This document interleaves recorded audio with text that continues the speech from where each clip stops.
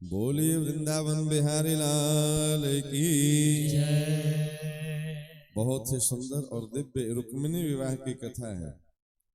श्री सुखदेव जी महाराज परीक्षित को एक कथा सुना रहे हैं।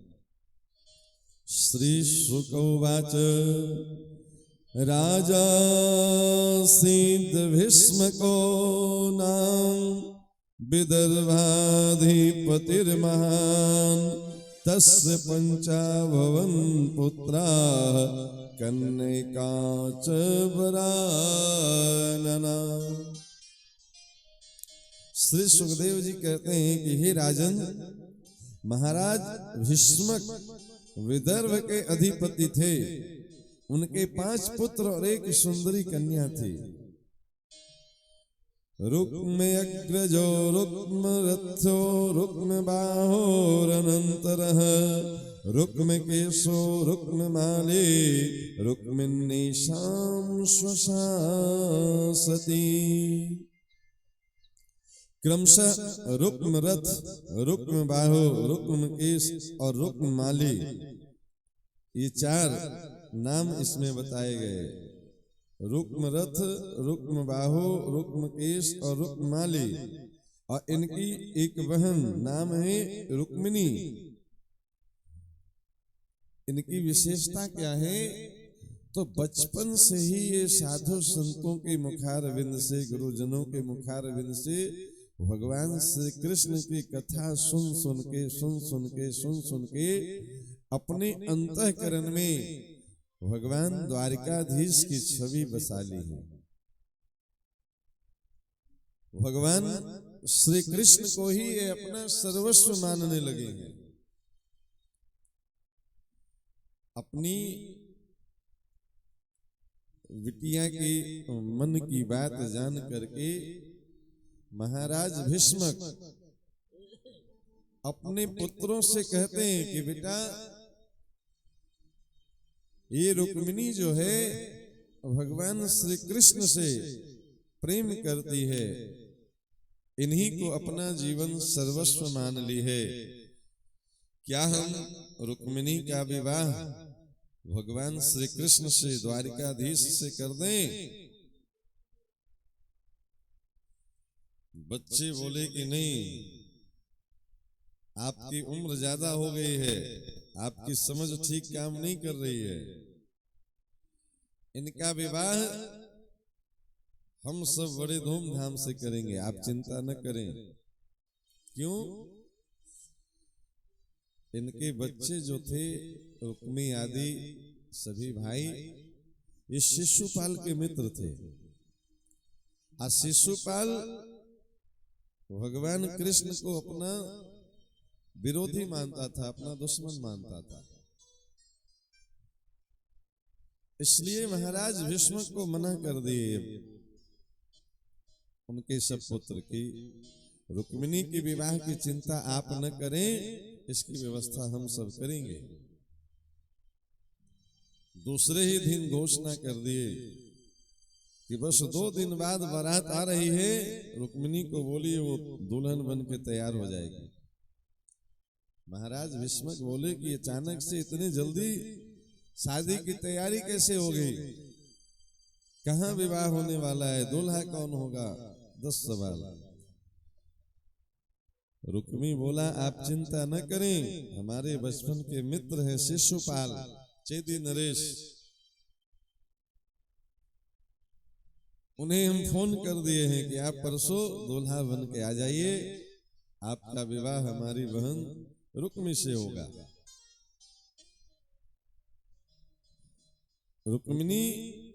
रुक्मी की ये बात सुने कि रुक्मी बता रहा था कि वो अपने मित्र शिशुपाल का विवाह अपनी बहन रुक्मिणी से करना चाहता है।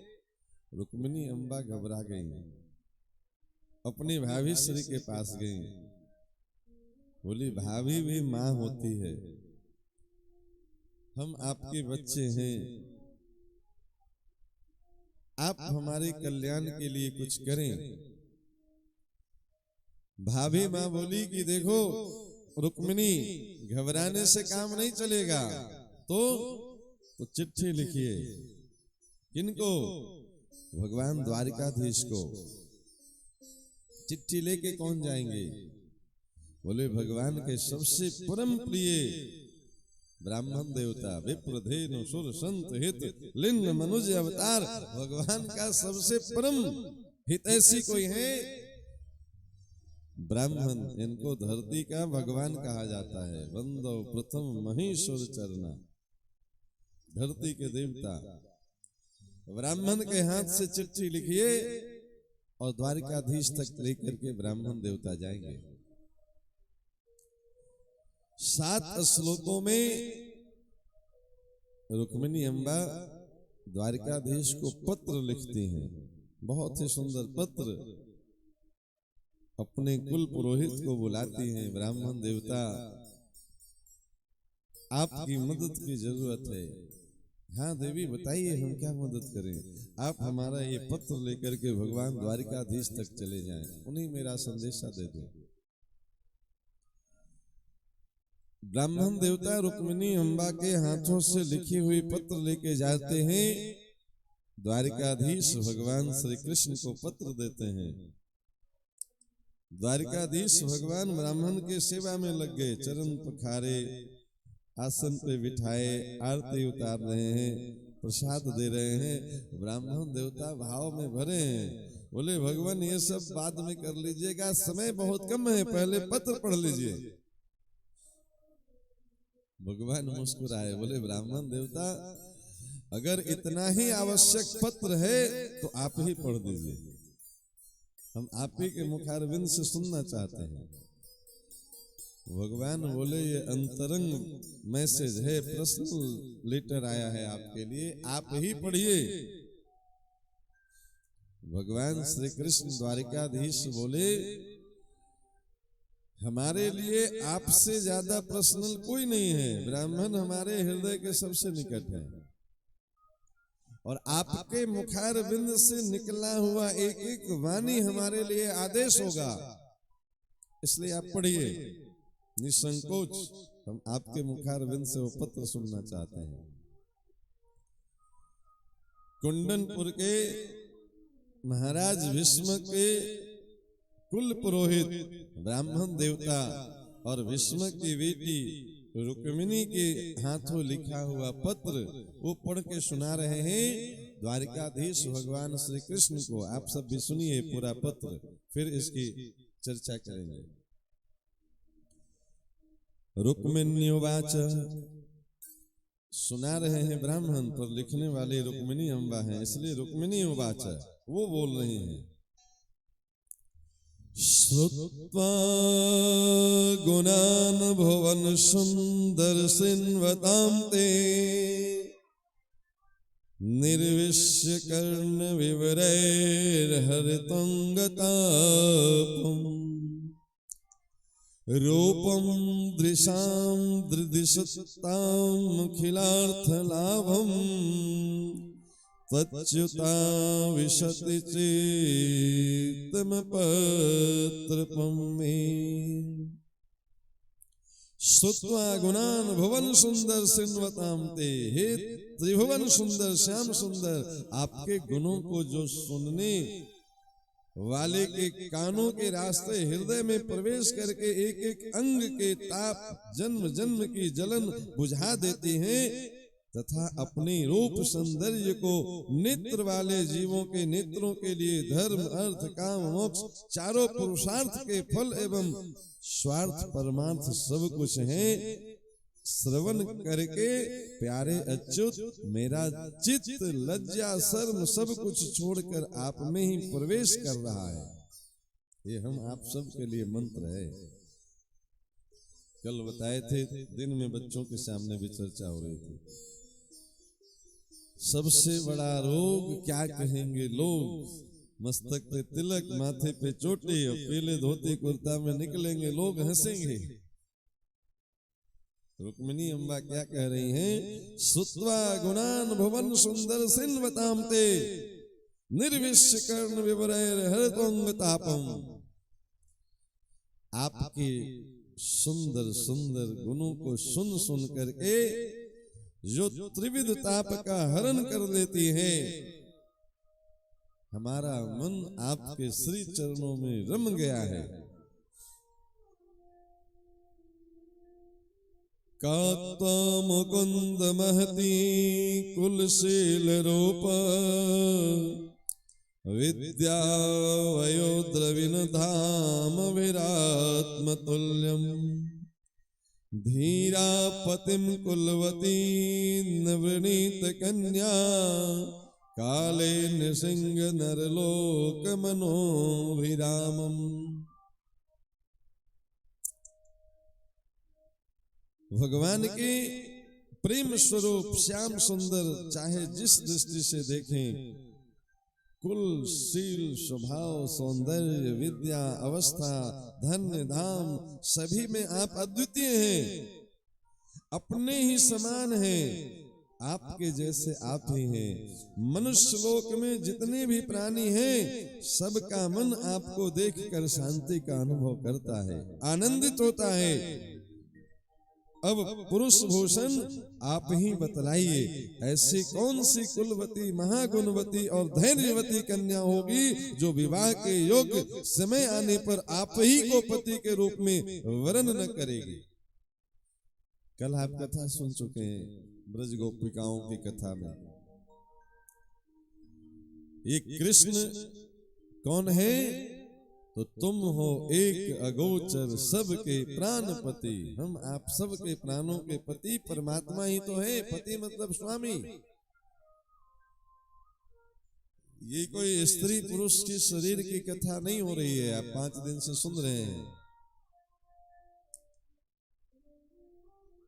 ये परम पति की प्राप्ति की कथा है, परम आनंद की प्राप्ति की कथा है।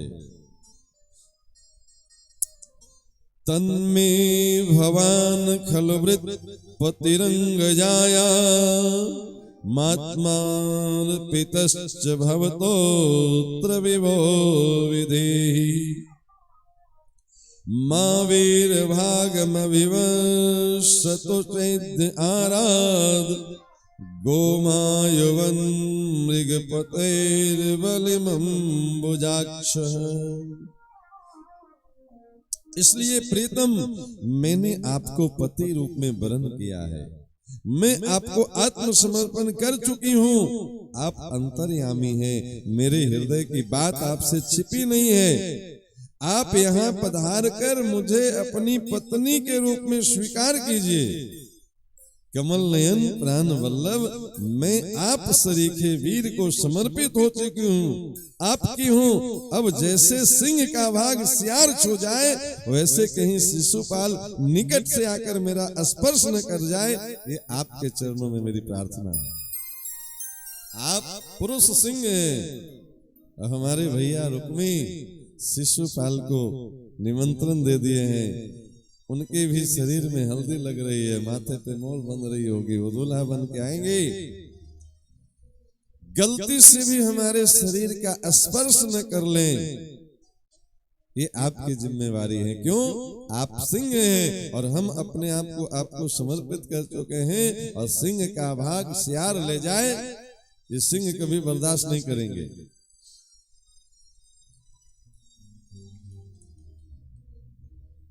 पूर्तेष्ट दत्त नियमं व्रत देव विप्र गुरुवचनादिभिरलं भगवान् परेश आराधितो यदि गदाग्रज एत्यपानिं गृह्णात्मेन दम घोष सुतादयोन्ने। रुक्मिणी अम्बा कहती हैं, मैंने यदि जन्म जन्म में पूर्त कुआं बावली आदि खुदवाना, इसको पूर्त धर्म कहते हैं, इष्ट यज्ञ आदि करना, दान नियम व्रत तथा देवता ब्राह्मण और गुरु आदि की पूजा के द्वारा भगवान परमेश्वर की आराधना की हो और वे मुझ पर प्रसन्न हैं, तो भगवान श्री कृष्ण आकर मेरा पानी ग्रहण करें। शिशुपाल अथवा दूसरा कोई भी पुरुष मेरा स्पर्श न कर सके। शोभाविनी त्वमजितो दधने विदर्भान् गुप्तः समेत्य पृत्नापतिभिपरीतः निर्मथ्य चैद्यमगधेन्द्रबलं प्रसह्य मां राक्षसीन् विधिनो द्वैवीयशुल्कान्। हे प्रभु, आप अजित हैं। जिस दिन मेरा विवाह होने वाला हो उसके एक दिन पहले आप हमारे राजधानी में गुप्त रूप से आ जाइए और फिर बड़े बड़े सेनापतियों के साथ शिशुपाल तथा जरासंध की सेनाओं को मत डालिए, तहस नहस कर दीजिए और बलपूर्वक राक्षस विधि से वीरता का मूल्य देकर मेरा पानी ग्रहण कीजिए। ये क्या है? निमंत्रण। विवाह के एक दिन पहले आप आ जाइए और यहाँ शिशुपाल की, जरासंध की और हमारे भैया की हजारों हजारों सेना हमारी सुरक्षा में रहेगी। हमें पता है कुत्ते 1000 घेर ले, शेर को परास्त नहीं कर सकते हैं। आप शेर हैं, इन सबको रौंद देते हुए, मथते हुए हमारा पानी ग्रहण करके हमें द्वारिका ले जाइएगा। शोभाविनी त्वमजितो दहने विदर्भान् गुप्तः समेत्य पृत्नापतिभिपरीतः निर्मथ्य चैद्यमगधेन्द्रबलं प्रसह्य मां राक्षसीन् विधिनो द्वैवीयशुल्कान्। अन्तः पुरान्तचरीमनिहत्य बन्धुं शत्वामुद्वये कथमिति प्रवदाम्युपायम्। पूर्वे धुरस्ति महती कुलदेवी यात्रा यस्यां बहिर्नववधूर्गिरिजामुपेया। हर जगह ये विधि होती है कि विवाह से पहले कन्या गिरिजा पूजन शिव मंदिर में जाती है, माता रानी के चरणों में प्रणाम करती है, पूजन करती है। यदि आप यह सोचते हैं कि तुम तो अंतःपुर में भीतर के जनाने महल में पहरे के अंदर रहती हो, तुम्हारे भाई बंधुओं को मारे बिना मैं तुम्हें कैसे ला सकता हूं, तो इसका उपाय मैं आपको बता देती हूं। हमारे कुल का ऐसा नियम है कि विवाह के पहले दिन कुल देवी का दर्शन करने के लिए एक बहुत बड़ी यात्रा होती है, जुलूस निकलता है, जिसमें विवाही जाने वाली कन्या को, दुल्हन को नगर के बाहर गिरजा देवी के मंदिर में जाना पड़ता है। हम भी जाएंगे एक दिन पहले, आप वहीं से हमारा पानी ग्रहण कर लीजिएगा। यस्यांग्रि पंकज रजहस्नपदं महन्तो वाक्षत्युपापतिरिवात्मपतो मोपयते। यर्हं भुजाक्षन लभे भवत प्रसादं जहामशुन्वक्रकृशाक्षतजन्दिष्या। हे कमल नयन, उमापति भगवान शंकर के समान बड़े बड़े महापुरुष भी आत्मशुद्धि के लिए आपके चरण कमलों की धूल से स्नान करना चाहते हैं। यदि मैं आपका वह प्रसाद, आपकी वह चरण धूल नहीं प्राप्त कर सकी तो व्रत द्वारा शरीर को सुखाकर प्राण छोड़ दूंगी, चाहे इसके लिए सैकड़ों जन्म क्यों न लेने पड़े, कभी न कभी तो आपका वह प्रसाद अवश्य मिलेगा। इस 7 श्लोक बड़ा अद्भुत, आज भी भगवान द्वारिकाधीश को प्रतिदिन ये 7 श्लोक सुनाए जाते हैं। शयन आरती के समय 4 धाम में एक धाम है द्वारिका धाम, और वहां पे आज भी ये परंपरा है। भागवत जी की ये 7 श्लोक नित्य प्रति भगवान को सुनाया जाता है। कथा बाल लीला, ब्रज लीला, मथुरा लीला से होते हुए द्वारका लीला में प्रवेश कर गए। बीच की कड़ी क्या है बहुत सुंदर बाल लीला का दर्शन कर रहे थे कल।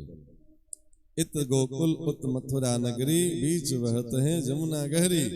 गोकुल में सुख, मथुरा में दुख। क्यों दुख है कल सुन चुके हैं।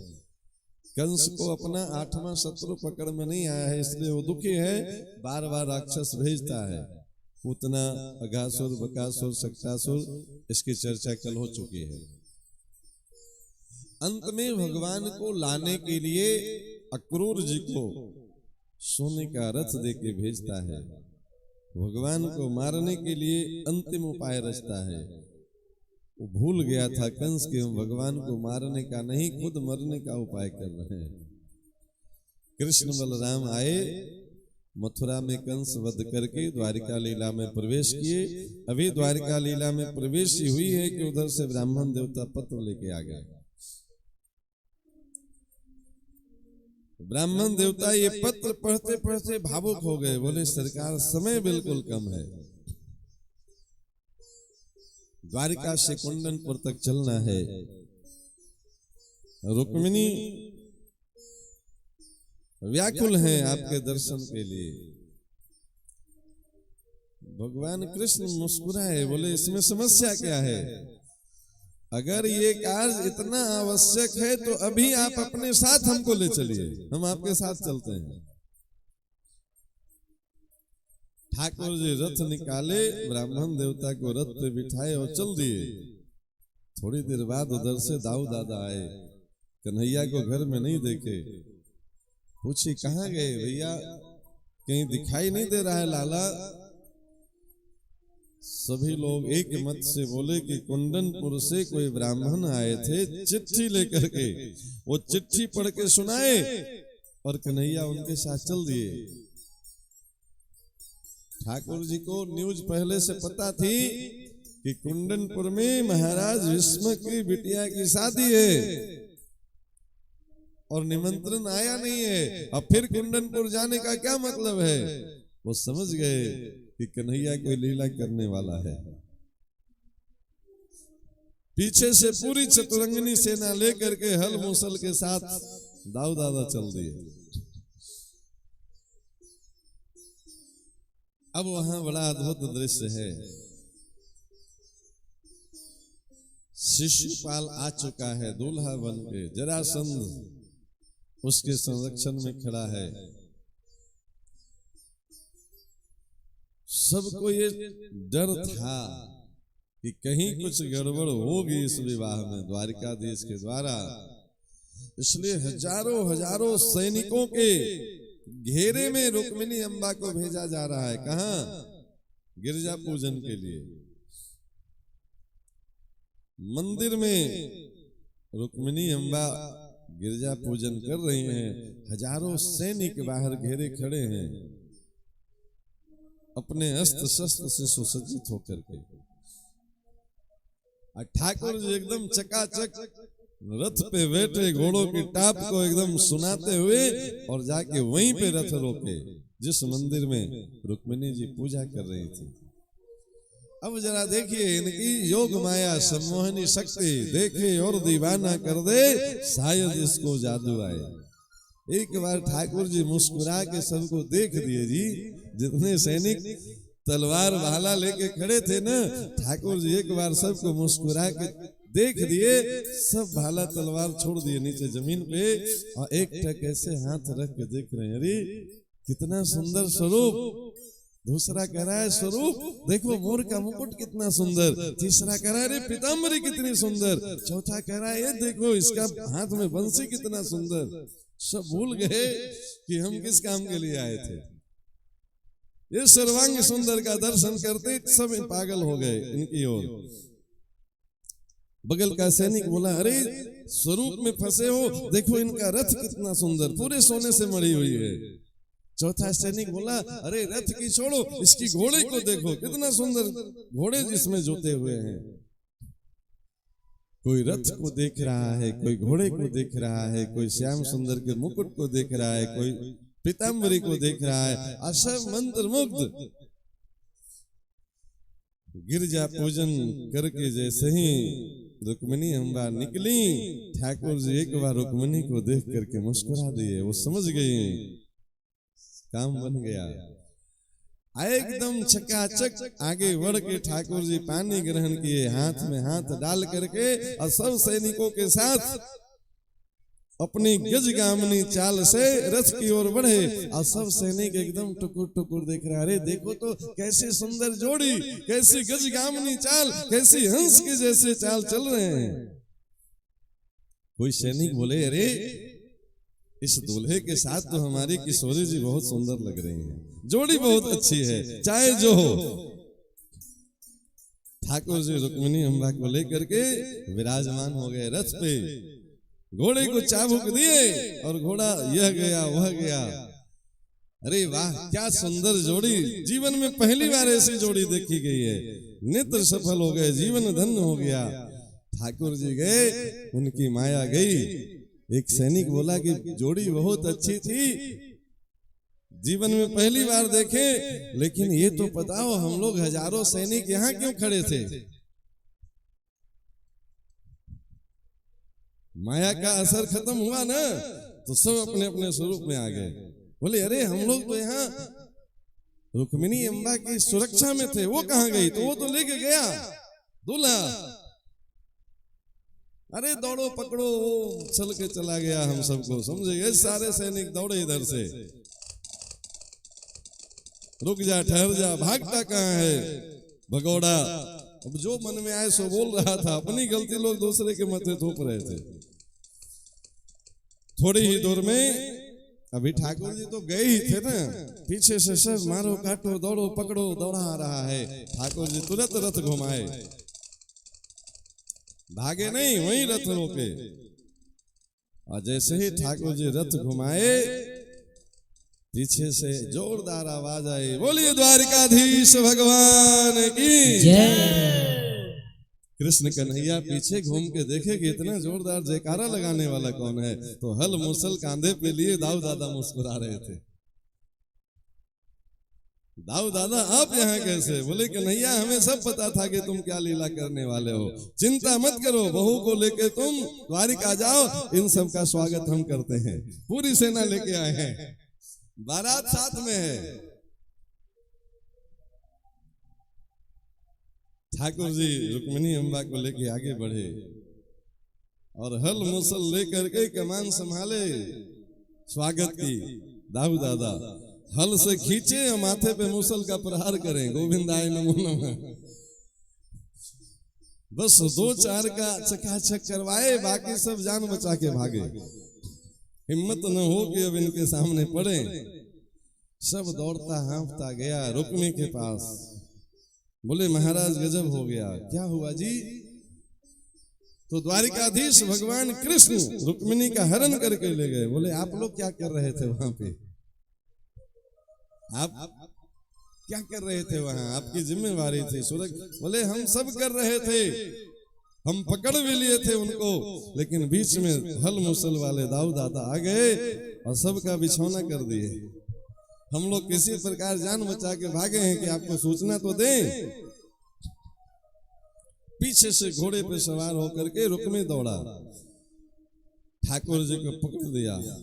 भागते कहाँ हो भगोड़े, रुक, पहले हमारे साथ युद्ध करना पड़ेगा। ठाकुर जी एक ही बार में ऐसा चकाचक आनंद करवाए, उसकी गर्दन में फांस डाल दिए, तलवार निकाले।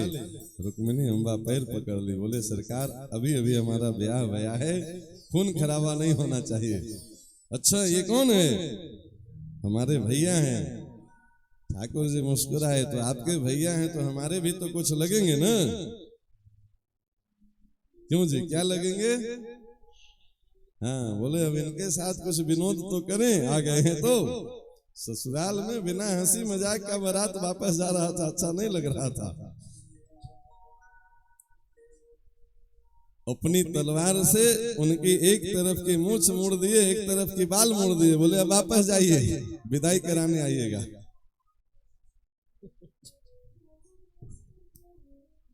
अब ये जीजा साला का जो है सो विनोद है, वो तो ठाकुर जी जाने।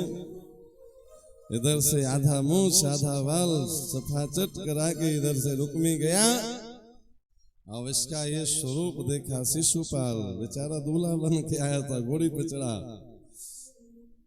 जैसे ही पता चला कि दुल्हन द्वारिकाधीश ले गए, शिशुपाल बोला मित्र ये अच्छा नहीं हुआ, यहां से वापस नहीं जाएंगे, यहीं चिता से जाके मरेंगे। क्यों? अरे शरीर में हल्दी हमारी लगी, शेरवानी हम पहने, घोड़ी हम चढ़े, मोर हमारे माथे पे, और दुल्हन द्वारिकाधीश लेके गया, क्या मुंह दिखाएंगे? वापस जाके घर में बगल में जरासंध था, हाथ रखा कंधे पे, बोले चिंता करते हो, हमें देखो 16 बार हम पराजित हुए इसी कृष्ण से, 16 बार पराजित होने के बाद भी हिम्मत नहीं हारे, 17वां बार में हम मैदान से भगा दिए, रणछोड़ बना वो। शिशुपाल जरासंध को देख करके उसको सांत्वना मिली कि हमसे ज्यादा बड़े बड़े बेशर्म हैं धरती पे, तो हम एक ही बार में क्यों मरे? है ना जी? जो 16 बार अपमानित हो के नहीं मरा, तो हमारा तो ही पहला बार है। धरती पे इतने बड़े बड़े बेशर्म जीवित हैं, तो क्या हम नहीं जी सकते हैं? जरासंध को देख के संबल मिला शिशुपाल को, बोला मरेंगे तो नहीं, लेकिन आज के बाद एकदम माला लेकर के रोज गाली देंगे कृष्ण को। यही करता था शिशुपाल। लोग पूछते हैं महाराज शिशुपाल कृष्ण को गाली क्यों देता था? बताइए, ये कारण कोई कम है गाली देने के लिए?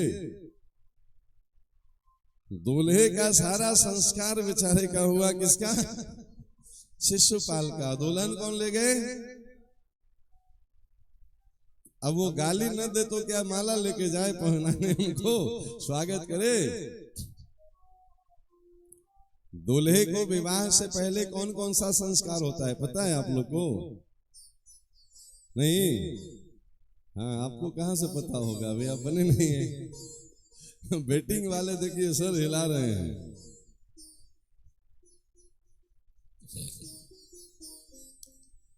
विवाह एक ऐसी घटना है जिसमें चोट लगने से पहले हल्दी लगा दी जाती है।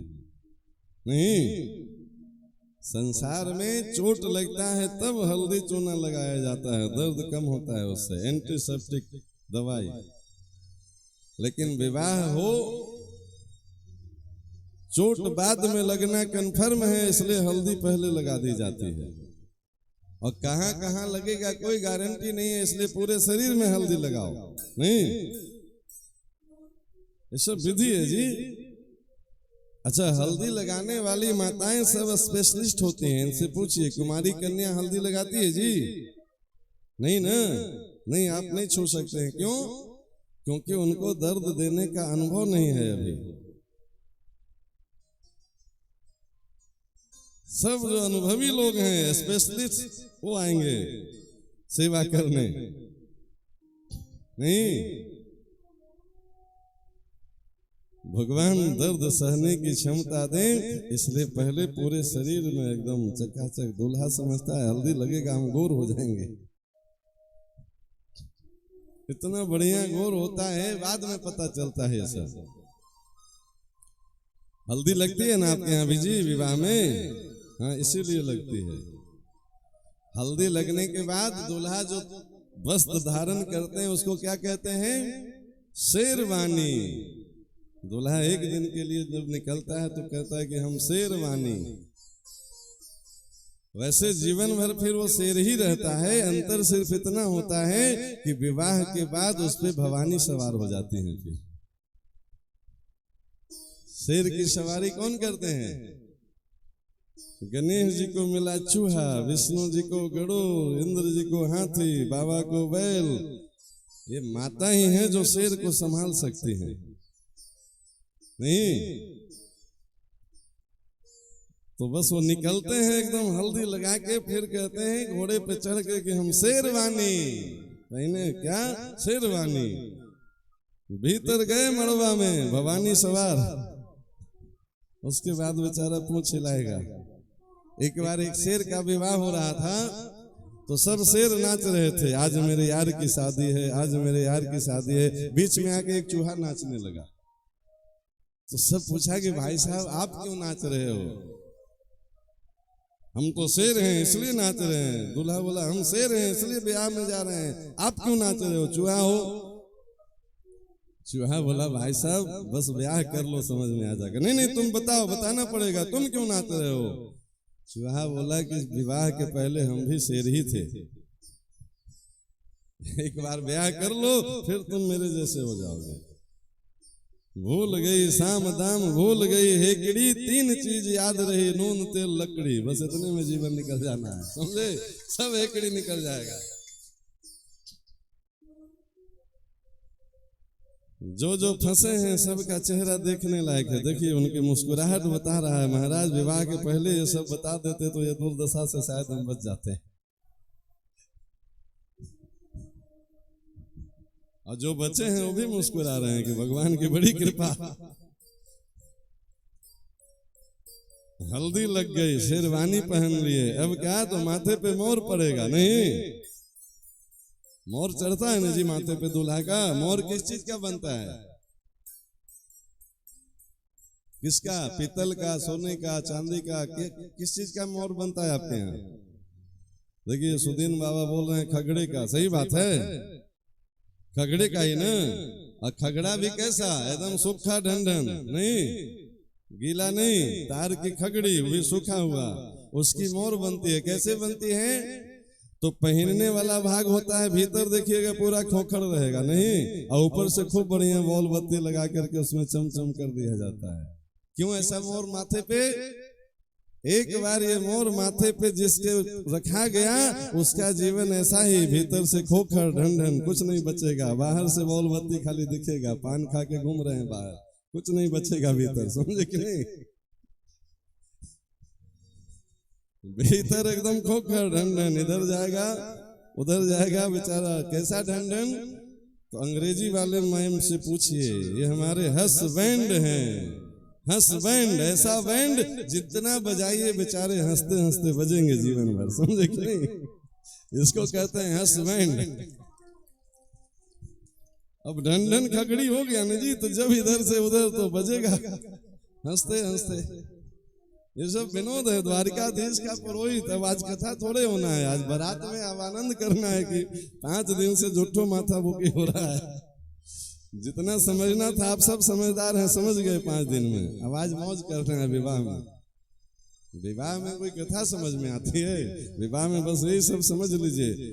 इससे बचना है तो पहले बता दे रहे हैं, आ जाइए सब बाबा जी बन जाइए, साथ में लड्डू पूड़ी की व्यवस्था चकाचक। और बताएं कि रहने दें? और बताएं, बच्चा जब जन्म लेता है ना तो उसकी माँ बड़े प्यार से उसके माथे पे हाथ फेरती है ना जी। आप लोग भी माँ हैं। मेरा लाल, मेरा मुन्ना, मेरा पीला, मेरा हरा, खूब प्यार करती है। और जितना माँ हाथ फेरेगी बच्चे के माथे पे धीरे धीरे बाल उगने लगता है, उगता है ना। अब विवाह के बाद फिर दोबारा हाथ फिरता है, उसका परिणाम देखिए ऐसा आता है सामने। समझ गए ना आप लोग? दोबारा हाथ फिरा तो सब धीरे धीरे बाल गायब होना शुरू होगा, समझे ना? फिर पूछेंगे कितना बाल बचा है, तो बस 4 गो बचा है। चारों धाम उतने में नजर आने लगेगा। ये सब विनोद है ठाकुर जी के विवाह के। ये विनोद किसके साथ? शिशुपाल के साथ किया गया। बेचारा का सब विधि उसका हुआ और दुल्हन द्वारिकाधीश ले गए। अब थोड़ा इस कथा को गंभीरता को समझिए। ये तो थोड़ा आपको हल्का करवा दिए क्योंकि आज कंस वध किए हैं ठाकुर जी, फिर विवाह में जा रहे हैं तो उधर मरने जीने वाला काम खत्म, अब मौज वाला काम। राक्षस को मारने में ज्यादा नहीं समय लगता है, 1 मिनट में मारे चल दिए। हम राक्षस की कथा करने थोड़े आए हैं, हम तो ठाकुर जी की कथा करते हैं। अब इस कथा की गंभीरता को समझिए, फिर झांकी बुलाएंगे। झांकी तैयारी बोला हुआ है। जो भी जिम्मेवार हैं 15-20 मिनट में झांकी को यहाँ लाने की व्यवस्था देखेंगे। तब तक 20 मिनट में आप कथा को क्रीम निकाल करके दे रहे हैं। अगले 10 मिनट संभालिए कथा को। रुक्मिणी यानी महालक्ष्मी और कृष्ण यानी महाविष्णु। जब जब हो ही धर्म की हानि, बाढ़े असुर अधम अभिमानी। आप कथा सुन चुके हैं। यदा यदा ही धर्मस्य ग्लानिर्भवति भारत। भगवान का संकल्प है, जब जब हमारे सृष्टि में कोई अपने गलत कर्मों से कोई व्यवधान उत्पन्न करना चाहेगा, तब तब उसको ठीक करने के लिए हम अलग अलग रूपों में आएंगे। इसी को अवतार की लीला कहते हैं। इस बार की जो अवतार की लीला हो रही है वो महालक्ष्मी इस बार 2 रूपों में प्रकट हुई हैं। ब्रज लीला में वही श्री राधा रानी है और द्वारिका लीला में वही रुक्मिणी अम्बा है। दोनों में कोई भेद नहीं है। ब्रज लीला में जो कान्हा कनुआ है, द्वारिका लीला में वही द्वारिकाधीश बने हैं। तो कृष्ण मतलब महाविष्णु और रुक्मिणी मतलब महालक्ष्मी। लक्ष्मी धन की देवी है ना, और नारायण ज्ञान के देवता हैं। ये नित्य सिद्ध हैं, दोनों में कोई भेद नहीं है।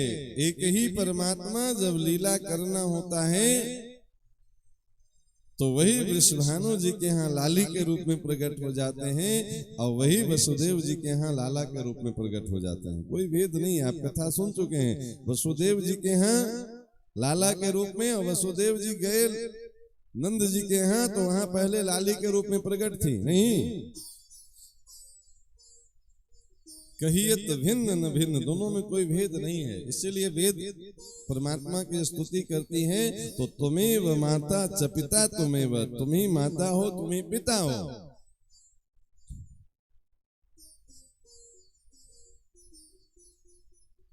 धन की देवी लक्ष्मी और ज्ञान के देवता नारायण। लक्ष्मी नारायण की चरणों में निवास करती हैं। और रुक्मी लक्ष्मी को कहां भेजना चाहते थे? शिशुपाल के पास। शब्दों का खेल समझिए। शिशु यानी बच्चा, पाल मतलब पालन पोषण करना।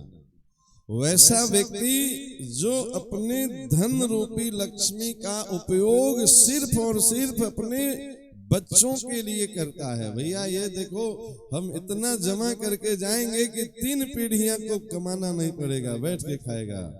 ऐसा विचार वाला व्यक्ति जो है वो शिशुपाल नहीं। वो रुपया को हाथ से नहीं दांत से पकड़ के बैठा है। हम किसी को 1 रुपया नहीं देंगे। धर्म के नाम पे, समाज के नाम पे, ज्ञान यज्ञ के लिए माथा रगड़ते रहिए, कुछ नहीं। जब जब मौका आए तो किसी न किसी बहाने से वो बाहर निकल जाएगा। आप फंसा नहीं सकते हैं। एक जगह कथा हो रही थी, एक कंजूस सेठ 1 रुपया किसी को नहीं देता था। गांव के कुछ लोग योजना बनाए कि सब मिल के चलते हैं, लाजे लिहाजे कुछ तो देगा, पूरा गांव एक साथ जाएगा। तो पूरे गांव के लोग गए। सबको देख के सेठ जी पानी पानी हो गए। रसीद आगे बढ़ा दिए गांव वाले कि महाराज जो इच्छा हो सो भर दीजिए। तुरंत भर दिया 1 लाख रुपया। तो गांव वाले को लगा कि ये कंजूस का विचार बदल गया है।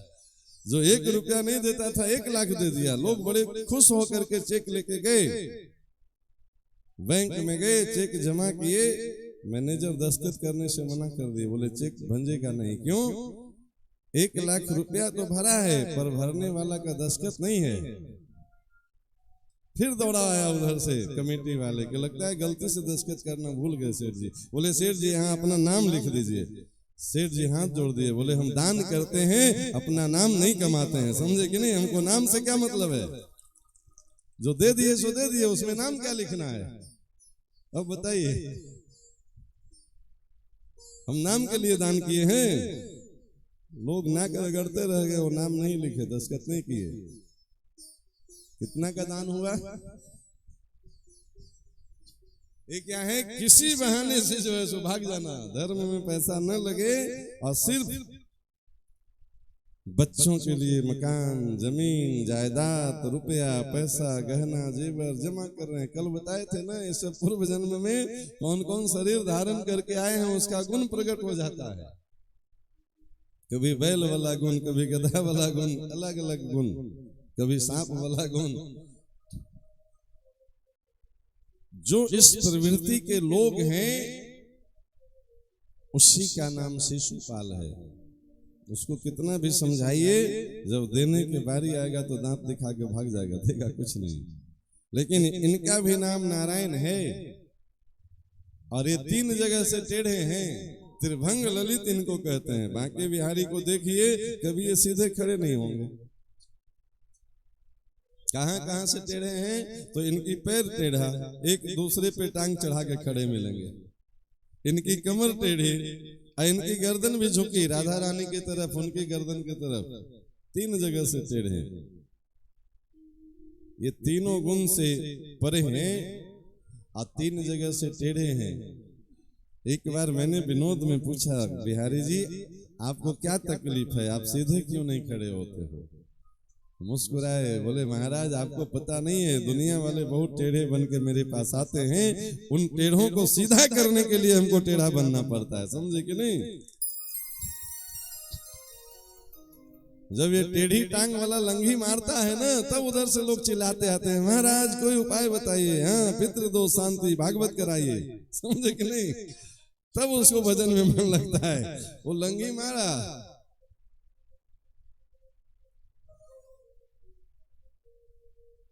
ये पितृदोष क्या है? हमारे सबसे मूल पितृ कौन है? नारायण, बता चुके हैं। वहीं से तो सृष्टि चली है। वो प्रसन्न नहीं है, यही पितृदोष है। उनको प्रसन्न करिए। कैसे प्रसन्न होंगे? तो ये लक्ष्मीपति हैं, नारायण के चरणों में लक्ष्मी को जाने दीजिए, इससे लक्ष्मी भी प्रसन्न होंगे और नारायण भी प्रसन्न होंगे। शिशुपाल जबरदस्ती ले जाना चाह रहा है। गई लक्ष्मी, रुक्मिणी जी गई हैं। अभी आप देखे चिट्ठी लिख दिए प्रभु को। आज के जमाना में फोन कर देंगे, क्या होगा? इसको ऐसे समझिए, कोई व्यक्ति अपने पत्नी को आपके यहाँ भेजा है कथा में 7 दिन के लिए। आज 6ठे दिन हुआ है और उसको बहुत जरूरी काम पड़ गया। वो अपने पत्नी को फोन करे कि भाई देखो अब 6 दिन हो गया कथा, हमको बहुत इमरजेंसी है, वापस आ जाइए। तो वो चली जाएगी कि नहीं चली जाएगी? आप मना करते रहिए, रुकेंगी? नारायण कृपा पूर्वक अपनी पत्नी पूरे संसार को दिए। क्यों? क्योंकि हम सब उनकी संतान हैं और वो हमारी माँ है। नहीं, ओम जय लक्ष्मी माता, माता। और माँ का धर्म है अपने सभी बच्चों को प्रेम दे, प्यार दे, स्नेह दे। लेकिन कोई बच्चा उदंड हो जाए तो माँ को फिर मन लगेगा उसके साथ, वो फिर अपने पति के पास चली जाएगी। नहीं नहीं, ये बच्चा जो है सो ठीक नहीं है, इसका व्यवहार अच्छा नहीं है।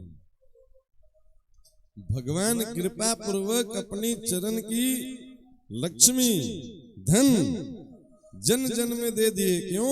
इसको धर्म के काम में लगाइए, यज्ञ में लगाइए, कथा में लगाइए, पूजा में लगाइए, कीर्तन में लगाइए। लोग शिशुपाल बन गए। नहीं नहीं, हम इनको बैंक में जमा करेंगे, तिजोरी में भरेंगे, स्विस बैंक में ले जाएंगे। लक्ष्मी जी एक बार फोन करेंगी नारायण को, और क्या होगा? नारायण क्या करेंगे आके? तो रुक्मिणी हरण। नहीं, रुक्मिणी जी का हरण करने आए हैं। ये हरण क्या है? जीवन भर गलत सलत झूठ सच करके रुपया पैसा जमा करिए और एक बार कोई हारी बीमारी आया, 10-20 लाख गया। क्या हुआ? रुक्मिणी हरण हो गया कि नहीं हो गया? चलो, हारी बीमारी नहीं आया, जोश बढ़ गया, भीतर से बीपी बढ़ गया और कोई बड़े से टकरा गए। क्या हुआ? मुकदमा हो गया। कुछ वकील साहब ले गए, कोई थानेदार ले गए, कोई जज साहब ले गए। ये सब रुक्मिणी हरण हो रहा है। एक दो नहीं, ऐसे हजारों रुक्मिणी हरण की लीला आपको रोज दिखाई दे जाएगी। रुपया ले लेके लाइन में खड़े हैं, महाराज हमसे 10,000 ज्यादा ले लिए, बेल दिलवा दीजिए। समझे कि नहीं? अब बताइए, वो कोई समझे हैं? काहे को दे रहे हैं? ये सब रुक्मिणी हरण का तरीका है ठाकुर जी का। रुक्मिणी हरण से बचने का तरीका भी सुन लीजिए। रुक्मिणी हरण से बचने का तरीका रोज रिकॉर्डिंग में देखिएगा। हमारे यजमान जो हैं माल्यार्पण करने आते हैं और रोज जो है सो धन रूपी लक्ष्मी को नारायण रूपी चरणों में चढ़ा के जाते हैं। ये बचने का उपाय है। कैसे? मान लीजिए कोई पति पत्नी किसी कारण से अलग हो गई, बिछड़ गई, मेले में कभी कहा सुनी हो गया, हो जाता है, और किसी के माध्यम से फिर समझौता हो गया, पति पत्नी को मिला दिया गया, तो जिसके द्वारा मिलाने का काम हुआ, पति पत्नी दोनों की प्रसन्नता उनको मिलेगी कि नहीं मिलेगी? मिलेगी ना जी। लक्ष्मी आप सबके पैकेट में और नारायण हमारे पास भागवत जी में है ना। ज्ञान के देवता नारायण है कि नहीं है? हम यहाँ रुपया लेके आते हैं, रुपया आप लोग लेके बैठे रहते हैं, हम तो ठाकुर जी को लेके आते हैं, इन्हीं को साथ लेके जाते हैं। ठाकुर जी जहां प्रकट होते हैं वहां लक्ष्मी जी आपको विवश करते हैं कि हमको पहुंचाओ वहां। नहीं, और जो नहीं पहुंचाया वैसे नालायक लड़के से लक्ष्मी जी रूठ के आ जाते हैं। लक्ष्मी जी जाएंगी दोनों हाल में, आप मन से भेजिए बेमन से भेजिए, दोनों में अंतर बस समझ लीजिए। मन से भेजिए यानी धन रूपी लक्ष्मी को ज्ञान रूपी नारायण के काम में लगा दीजिएगा तो लक्ष्मी की भी प्राप्ति होगी और ज्ञान के देवता नारायण भी प्रसन्न रहेंगे। आपके वंश में कभी भी दुर्बुद्धि वाला धुंधकारी पैदा नहीं होगा। फिर गोकर्ण जी आएंगे।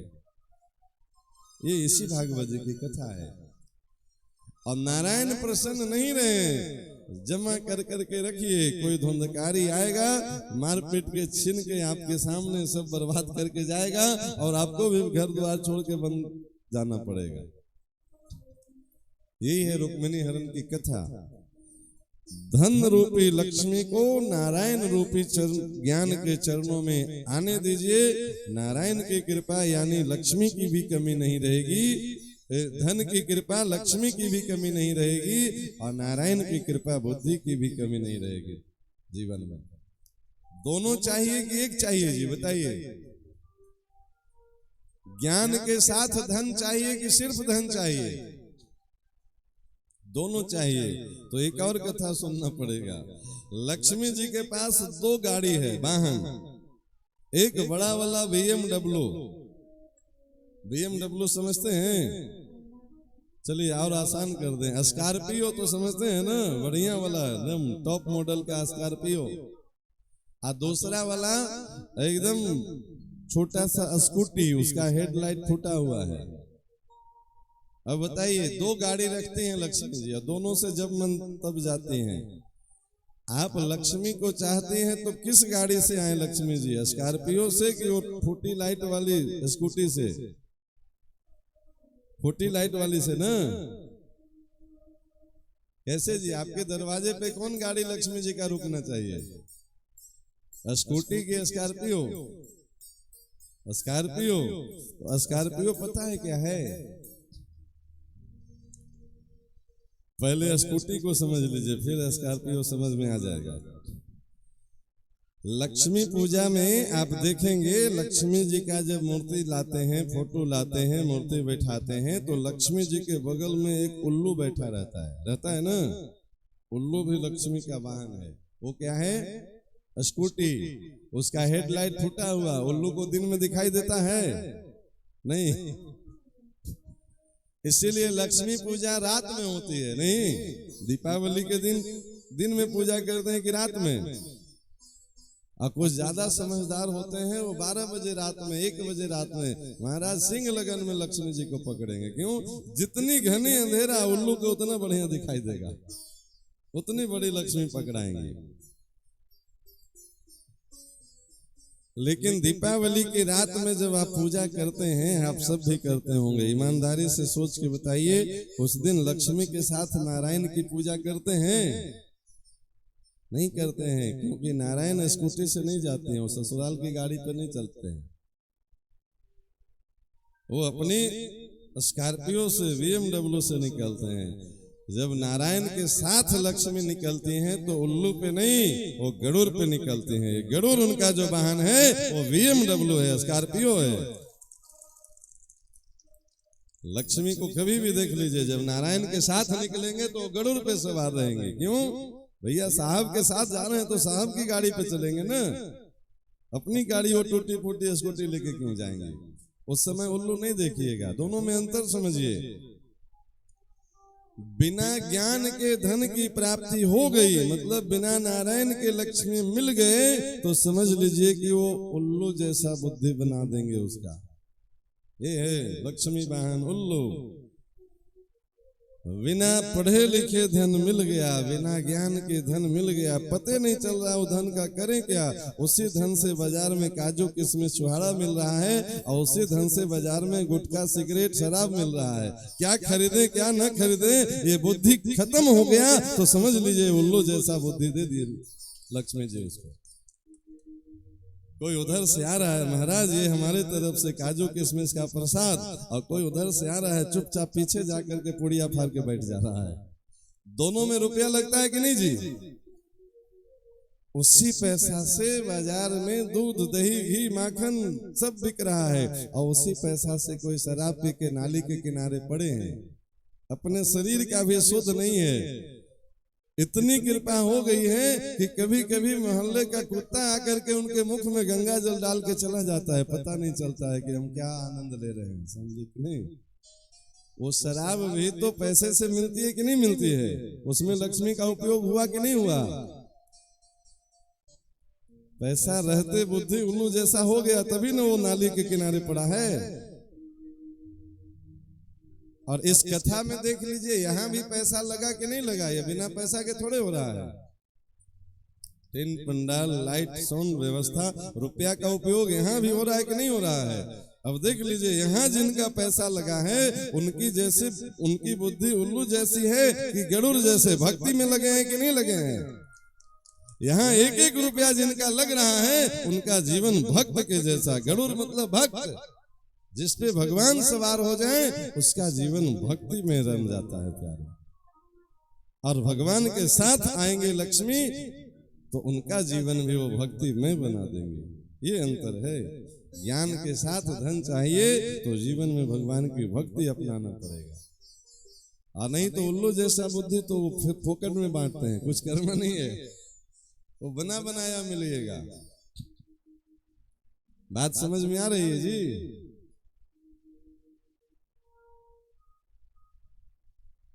लक्ष्मी जी के दो वाहन, एक उल्लू एक गरुड़। गरुड़ पे चलते हैं तो अकेले नहीं चलते हैं, वो साहब के साथ चलते हैं, नारायण के साथ, ज्ञान के साथ। अज्ञान के साथ जो धन लग गया अपना भी कल्याण करेगा।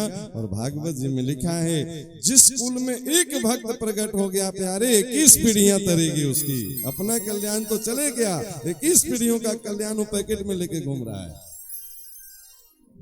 इस धन से किसी का अहित नहीं हो सकता है। और बिना ज्ञान का धन मिल जाएगा वो सिर्फ अहित करेगा दिन भर, वो अर्थ अनर्थ का कारण बनेगा।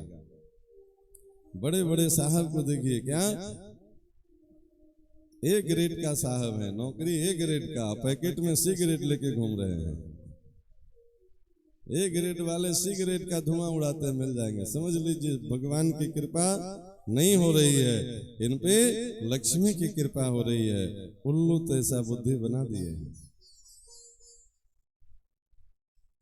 अपने जीवन में जो प्राप्त संपत्ति है उसका हम सदुपयोग करें कि दुरुपयोग करें, ये विवेक जब खत्म हो जाए तो समझ लीजिए कि बुद्धि उल्लू जैसी हो गई।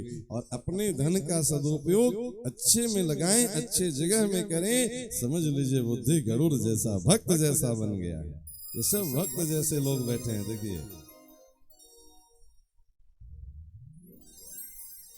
बाहर वाले पीते हैं वो नशा 4 घंटा में उतर जाता है, यहाँ जो पिलाया जा रहा है ये नशा जीवन भर नहीं उतरेगा प्यारे। एक बार ये नशा कर लीजिए। लोग पीते हैं पी पी के गिरते, हम पीते हैं गिरते नहीं हैं। जिनकी नजरों में मोहन समाए वो नजर फिर तरसती नहीं है। अच्छा, आज कथा छठे दिन में प्रवेश हो गया, कथा की कल पूर्णाहुति हो जाएगी। कथा कितने लोग को अच्छी लग रही है? हाथ उठा के बताइए जरा। सबको लग रही है तो जोरदार तालियां बजा लीजिए अपने लिए। तो ये कथा बस कल भर होना चाहिए कि आपके गांव में फिर से दोबारा होना चाहिए, हर साल होना चाहिए? कितने लोग चाहते हैं कि हर साल होना चाहिए? वो हाथ उठा के बताइए। क्या बात है। तो इस बार तालियां और जोरदार होनी चाहिए।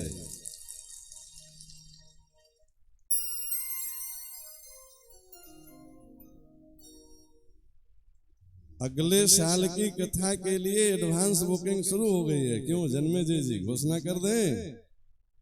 देखिए, हम जिनके यहाँ मकान में रुके हैं और नाम भी कितना सुंदर, जन्मेजय, भगवान राजा परीक्षित का पुत्र। इन्हीं को राज दे करके परीक्षित जी 7 दिन से कथा सुन रहे हैं। इनके पिताजी भी इन्हीं को राज दे दिए हैं, समझे कि नहीं? और कल ये जन्मेजय जी और इनकी माता जी वो भी कहीं बैठी हैं इसी भीड़ में। अब हम हाथ नहीं उठवाएंगे भीड़ में। ये दोनों कल यहाँ से दीक्षा लेंगे, वैष्णव बनने का संकल्प लेंगे। और दीक्षा के दक्षिणा आज पहले बता दिए हैं कि महाराज अगले वर्ष जब कथा होगी तो उसमें सबसे पहला सहयोग 21,000 रुपये का मेरे तरफ से रहेगा। तालियां और जोर से होने चाहिए। कल सुबह 10 बजे 11 बजे के आसपास दीक्षा का कार्यक्रम है। बहुत लोग पहले भी मिल चुके हैं, थोड़ा 2 मिनट उसकी चर्चा कर दें। हम संकेत करते रहे हैं पहले 2-3 दिनों में। इस 6 दिन के कथा से किसी को थोड़ा भी समझ आया कि हम अपने जीवन को भक्ति के रास्ते पे लगाएं, भगवान की प्राप्ति में एक कदम हमारा बढ़ना चाहिए। तो सबसे पहला कदम है अपने जीवन में गलत आहार को रोक करके और अच्छे मार्ग पे कदम रखें और उसके लिए भगवान की शरणागति लें। ये हमारे आपके प्रयास से नहीं होगा, भगवान की कृपा से, आशीर्वाद से होगा। तो उसके लिए कल 10 बजे से 11 बजे के बीच में चलिए, 11 बजे ठीक, जो लोग दीक्षा लेना चाहते हैं वो नहा धो के शुद्ध वस्त्र पहन करके आप आ जाइएगा। ज्यादा लोग होंगे तो यहीं पे, कम लोग होंगे तो हम जहाँ पे रुके हैं मकान में पास में जन्मेजय के घर पे करवा देंगे।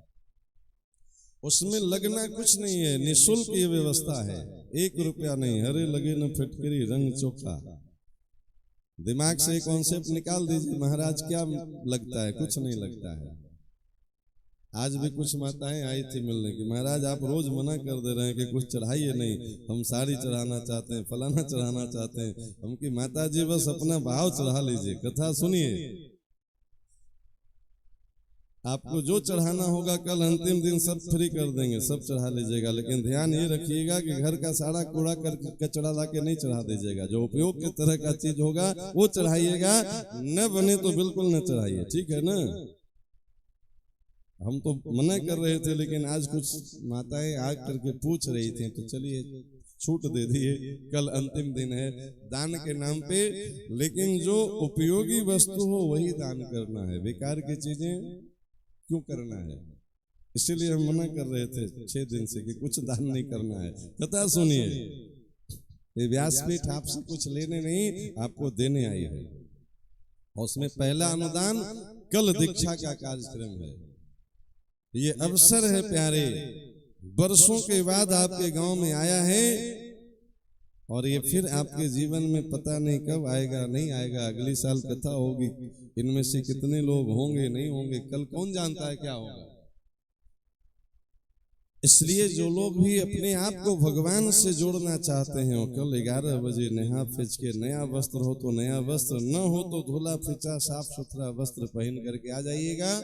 पूजा की सारी व्यवस्था यहाँ कमेटी बना देगी। एक थाल में बस अक्षत फूल प्रसाद की व्यवस्था बना देना है, एक जल पात्र रख देना है। उसका एक ही नियम है, पहला नियम हम रोज बता रहे हैं, अशुद्ध खान पान को बंद करें।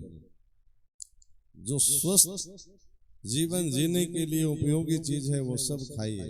सबसे बढ़िया नियम ये है कि लहसुन प्याज भी न खाइए, सात्विक आहार में रहा जाए।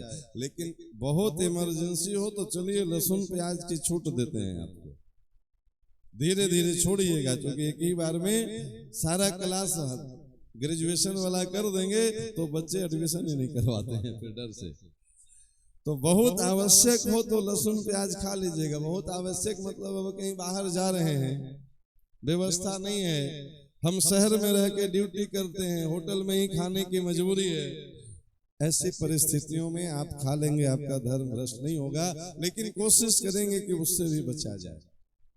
पहला व्यवस्था, उत्तम व्यवस्था यह है कि बिना लहसुन प्याज का भोजन बने, शुद्ध शाकाहारी, ऐसा भोजन जो भगवान को भोग लग सके। अब किसी के जीवन में कोई परिस्थितियां हैं ऐसा जो उसके बिना नहीं रहा जा सकता है, तो उनके लिए ये छूट है कि आप लहसुन प्याज भी खा करके भगवान का भजन कर सकते हैं। पर ये 100% सबके लिए नहीं है। जो इसके बिना रह सकते हैं वो रहें। अब मान लो किसी को डॉक्टर बताया है कि भैया आपको लहसुन खाना है दवा के रूप में, वो खा सकते हैं, उनके लिए मना नहीं है। तो ये दो प्रकार का सामान्य, नंबर 1 वाला ये है कि लहसुन प्याज तक वर्जित कर लें, और नंबर 2 वाला ये है कि लहसुन प्याज खा के भी भजन करिए। भजन महाराज की कृपा होगी तो धीरे धीरे आप स्वतः छोड़ दीजिएगा। उनसे प्रार्थना करिए कि प्रभु ऐसी कृपा करिए कि हम इससे भी बच जाएं। उसमें कोई दोष नहीं है, उसमें बस एक दोष है, वो तमोगुनी आहार है, वो थोड़ा गर्म प्रकृति का आहार है, वो भीतर का जो है सो तमोगुण को ज्यादा जगाता है। तो मन जब ज्यादा लहसुन प्याज खा लेंगे तो मन भजन में नहीं लगेगा, बस ये दोष है। कोई पाप नहीं है उसका खाने का, समझे कि नहीं। तमोगुनी आहार है, तमोगुनी आहार लेंगे तो मन सतोगुनी कम बनेगा, सतोगुनी आहार लेंगे तो मन भजन में ज्यादा लगेगा, बस इतना अंतर है।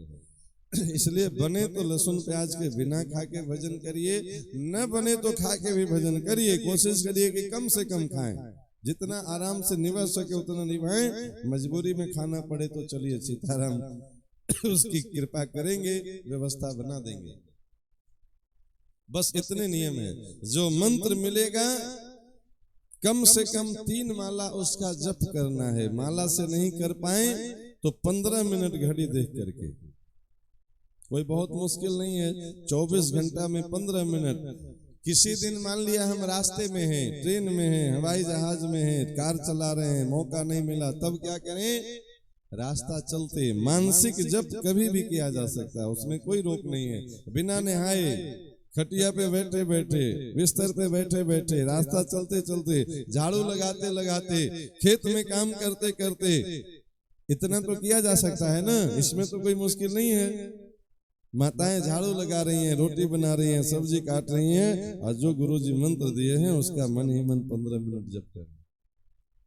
भाई लोग खेत में काम कर रहे हैं, खेत में काम करते करते 15 मिनट जप कर लें, कोई मुश्किल नहीं है। पर देखने में बहुत साधारण है, आप करके देखिए, साल भर कर लीजिए। अगले साल ठाकुर जी की कृपा हुई और हम लोग मिले तो आप अपना अनुभव स्वयं बताइएगा कि महाराज 1 साल में हमारा जीवन कितना बदला। इतना बदलेगा कि आप कल्पना नहीं कर सकते हैं। लोग आश्चर्य करेंगे कि ये व्यक्ति ऐसे भी बदल सकता है, इसका जीवन में इतनी उन्नति हो सकती है, इतनी कृपा की बरसात होती है, हम शब्दों में नहीं बता सकते हैं। हजारों लोग इसका लाभ ले रहे हैं, हम चाहेंगे कि आप भी लें। इसमें कोई पात्रता नहीं है, कोई जाति भेद नहीं है, कोई पढ़े लिखे अनपढ़ का भेद नहीं है, सबके लिए राम नाम सुलभ है। भगवान का नाम सबके कल्याण के लिए सुलभ है। जिनको जिनको आत्म कल्याण की जिज्ञासा हो, कल 11 बजे यहीं पे आ जाइएगा मंच पे, हम व्यवस्था देख लेंगे कि कितने लोगों की कहाँ कैसी व्यवस्था।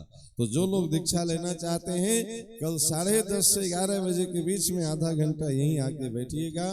हमारे कार्यकर्ता बंधु दीक्षा की सारी व्यवस्था बना देंगे। 1 रुपया नहीं लेना देना है, सब निःशुल्क व्यवस्था है। आज नहीं, अभी नहीं, कभी नहीं, जीवन में कभी आपसे 1 रुपया नहीं मांगा जाएगा। ये मत समझिएगा कि आज महाराज जी फंसाएंगे और फिर जाने के बाद फोन करेंगे कि बेटा चंदा भेजो 1100। कभी नहीं फोन करेंगे। ये रिकॉर्डिंग रखिएगा साथ में कि महाराज बताए थे कि रुपया नहीं आप लेते हैं, समझे कि नहीं। ये हम विनोद में नहीं बता रहे हैं, भगवान की कोई कीमत दे सकता है जी। हम मंत्र में क्या सुनाएंगे, भगवान का मंत्र ही तो सुनाएंगे। और भगवान के नाम का कोई कीमत देने में सक्षम है धरती पे? न हम मांगने में सक्षम है, न आप देने में सक्षम है। हाँ, दान अपनी श्रद्धा का चीज है। आप अगर अपनी श्रद्धा से दान करना चाहें, वो भागवत जी पे चढ़ा रहे हैं, लोग चढ़ा दीजिएगा, कोई दिक्कत तो है नहीं। यहाँ जो चढ़ जाता है वो मेरे लिए प्रसाद होता है, वो हम स्वीकार कर लेते हैं। हमें पर्सनल किसी से कुछ नहीं चाहिए। क्यों? मेरे जीवन का बस एक संकल्प है, चाहिए तो गोविंद से, नहीं चाहिए तो किसी से नहीं चाहिए प्यारे। क्या लेना है? देना है तो तुम खुद दो, कोई टेढ़ा मेढ़ा रास्ता से हमें नहीं चाहिए, समझे कि नहीं। इसलिए चाहिए तो गोविंद से, नहीं चाहिए तो किसी से नहीं।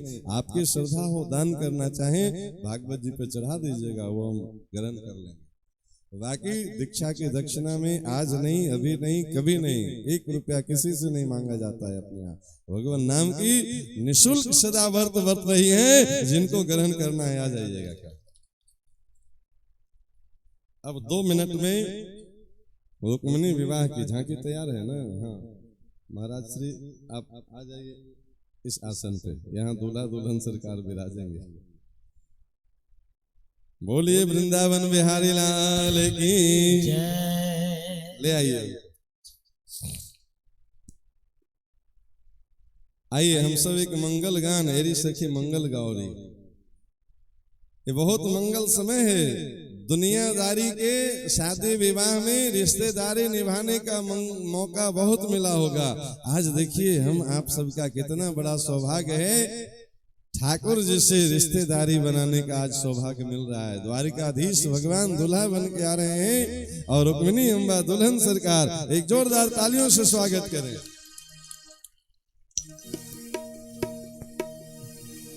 आइए साबरी सरकार की जय, वृंदावन बिहारी लाल की जय। और सबको ले आइए। बहुत सुंदर मलोक हमारे सरकार का दर्शन हो रहा है, जोरदार तालियों से स्वागत करें। बोलिए द्वारिकाधीश भगवान की जय हो, बोलिए दूल्हे सरकार की जय। अब रुक्मिणी अम्बा भी पधार रही हैं, दोनों अलग अलग से आ रहे हैं ना। दुल्हन कुंडलपुर से और दूल्हा द्वारिका से, यही तो आनंद है। तो आइए रुक्मिणी अम्बा आए, उससे पहले एक सुंदर सा मंगल गान सुने हम लोग।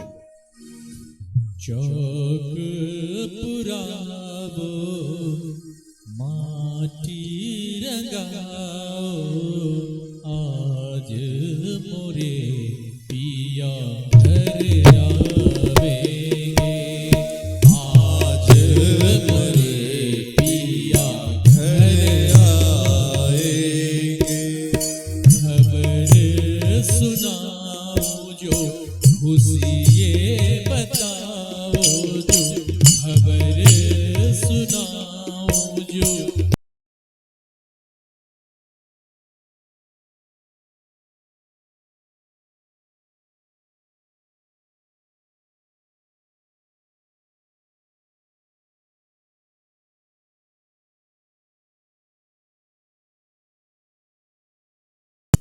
तेरी सखी मंगल गौरी, तेरी सखी मंगल गौरी, धरती अमर सजाओ रे, धरती अमर सजाओ रे।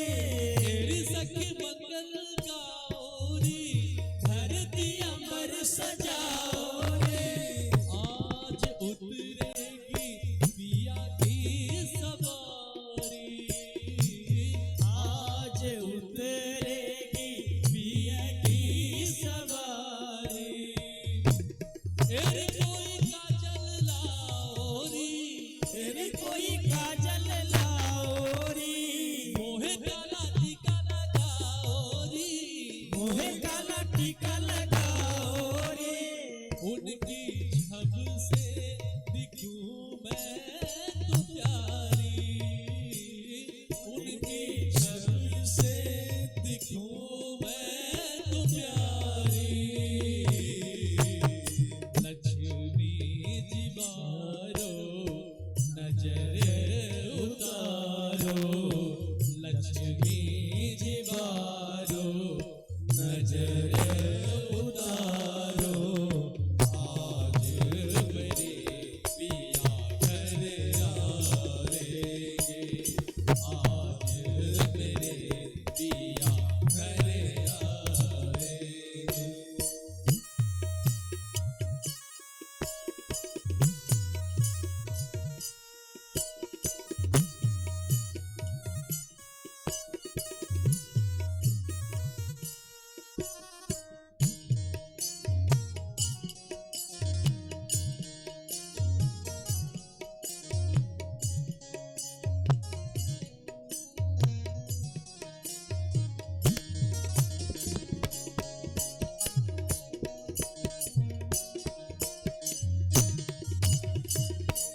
रंगों से रंग मिले, रंगों से रंग मिले, नए नए ढंग खिले, नए नए ढंग खिले, रंगों से रंग मिले, नए नए ढंग खिले।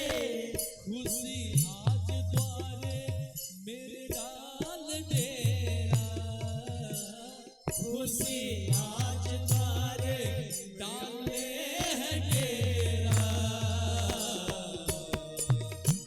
बिहू बिहू पपीहार टे, पिहू पिहू पपीहार टे, कुहू कुहू कोयल जपे, कुहू कुहू कोयल जपे। आंगन आंगन है परियों का डेरा, आंगन आए हैं परियों का डेरा।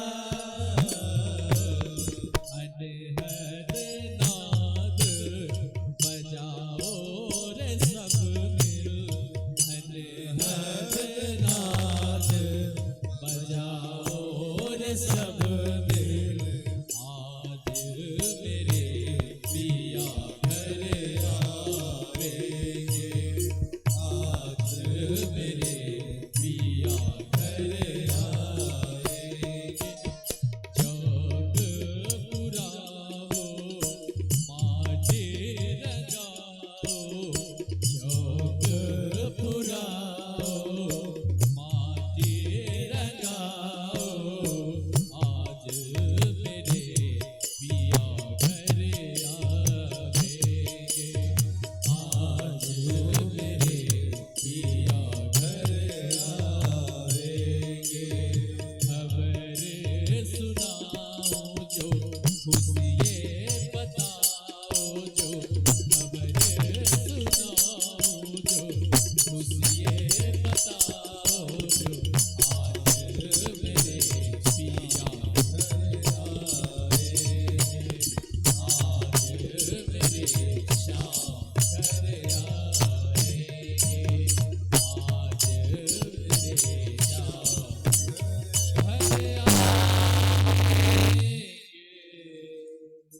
बोलिए दूल्हे दुल्हन सरकार की जय रुक्मिणी अम्बा की जय। द्वारिकाधीश भगवान की जय। अब दोनों के हाथ में माला दीजिए, खड़ा करिए दोनों सरकार को। एक सखी आगे आ जाओ, आप में से कोई जो थाली लिए हो, और आप लोग दोनों खड़े हो जाएं और दोनों के हाथ में एक एक माला दे दीजिए जय माला के लिए। अभी पहनाना नहीं है, दोनों हाथ में माला लेके खड़े रहेंगे, सामने देखेंगे, बस हाथ में माला लिए रहिए। देखिए भगवान के पुरोहित बनने का ये लाभ है कि आज भगवान भी जो है सो आज्ञा मानेंगे। अभी माला नहीं पहनाना है तो नहीं पहनाएंगे, ये हमारी विशेषता नहीं, सरकार की कृपा है। आइए सुंदर सा भाव, रुक्मिणी डाले श्याम गले, जय माला जय हो नंद की लाला। रुक्मिणी डाले श्याम गले, जय माला जय हो नंद की लाला। रुक्मिणी डाले श्याम गले, जय माला जय हो नंद के लाला। रुक्मिणी डाले श्याम गले, जय माला जय हो नंद के लाला। रुक्मिणी डाले श्याम गले, जय माला जय हो नंद के लाला। नंद के लाला जय जय हो नंद के लाला, जय हो नंद के लाला। नंद के लाला, जय हो नंद के लाला, जय हो नंद के लाला। रुक्मिणी डाले श्याम गले, जय माला जय हो नंद के लाला। रुक्मिणी डाले श्याम गले, जय माला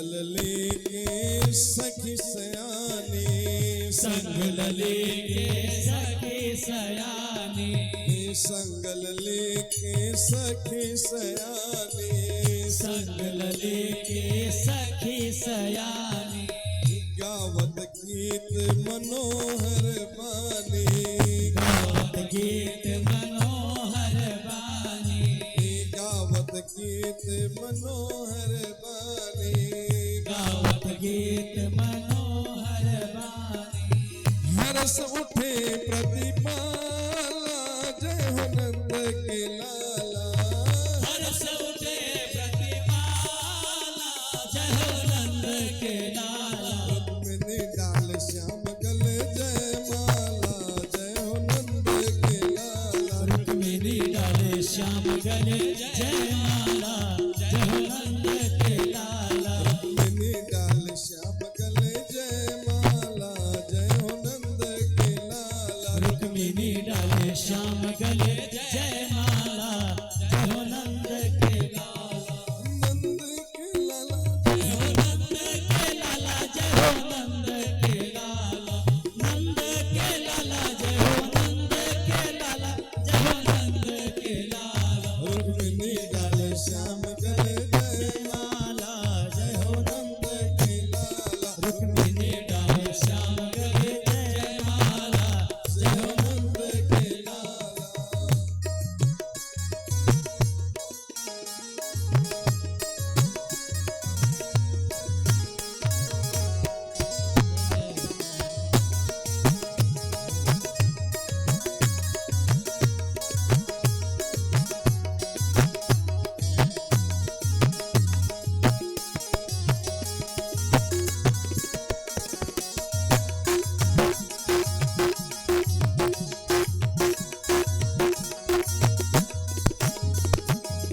रुक्मिणी श्याम के देख युगल छवि रुक्मिणी श्याम के देख युगल छवि रुक्मिणी श्याम के देख जुगल छवि रुक्मिणी श्याम के देख जुगल छवि हर्षित मन सब सखी सहेली हर्षित मन सब सखी सहेली पुलकित मन सब सखी सहेली पुलकित मन सब सखी सहेली पहिराओ जय माला जय हो नंद के लाला बहराओ जय माला जय हो नंद के लाला रुक्मिणी डाल श्याम गले जय माला जय हो नंद के लाला रुक्मिणी डाले श्याम गले जय माला जय हो नंद के लाला नंद के लाला जय हो नंद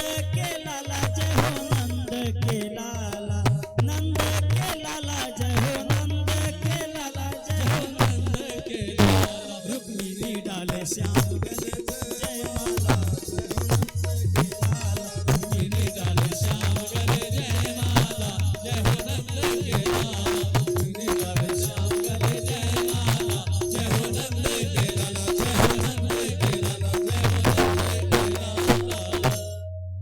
पहले रुक्मिणी जी श्याम सुंदर को माला पहनाएंगे फिर श्याम सुंदर उनको पहनाएंगे। आप लोग आगे आइए, सहयोग करिए, माला पहनवाइए, थाली रखिए नीचे। हाँ, आप पहनाइए उनको। हाँ, आप सब तालियां बजाएं। ओम मंगलम भगवान विष्णु मंगलम गरुड़ध्वज मंगलम पुंडरीकाक्षु मंगलाय तनो हरे हरे। ओम मा स्वस्ति न इंद्र विद्यशर्वा स्वस्ति न पूका विश्ववेदा स्वस्ति न तारक्षो अरिष्टनेमि स्वस्ति नो बृहस्पतिर्दधातु। बोलिए दूल्हे दुल्हन सरकार की, द्वारिकाधीश भगवान की, रुक्मिणी अम्बा की। अब बैठा दीजिए उनको अपने स्थान पे, और आप लोग फिर अपने स्थान पे चले जाइए।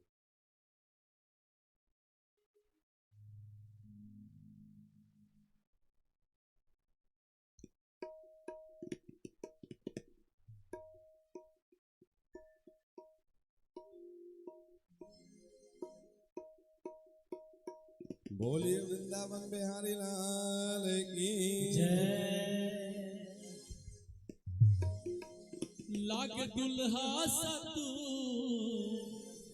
दिलदार सावरे, लागे दुल्हा सा तू दिलदार सावरे, तेरा किसने किया सिंगार सावरे, तेरा किसने किया सिंगार सावरे। लागे दुल्हा सा तू दिलदार सावरे, लागे दुल्हा सा तू दिलदार सावरे, तेरा किसने किया सिंगार सावरे, तेरा किसने किया सिंगार सावरे।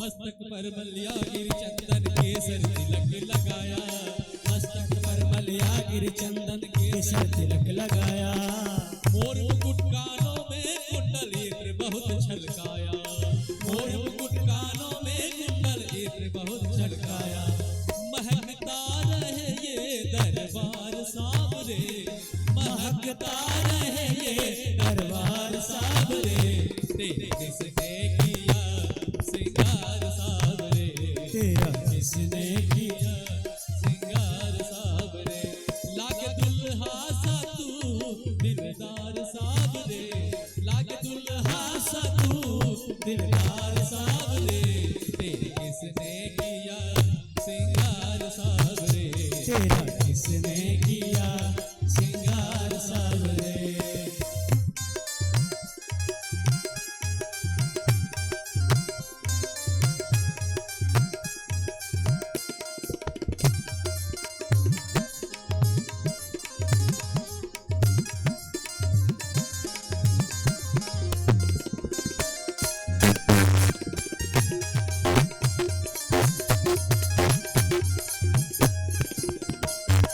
बागों से कलियां चुन चुन कर सुंदर हार बनाया, बागों से कलियां चुन चुन के सुंदर हार बनाया, रहे सलामत हाथ सदा वो जिसने तुझे सजाया, रहे सलामत हाथ सदा जो जिसने तुझे सजाया, सजता रहे ये दरबार सावरे, सजता रहे दरबार सावरे, तेरे जिसने किया सिंगार सावरे, तेरा किसने किया सिंगार सावरे। ओ लागे दुल्हा सा तू दिलदार सावरे, लागे दुल्हा सा तू दिलदार सावरे, तेरे जिसने किया सिंगार सावरे, तेरा किसने किया सिंगार सावरे।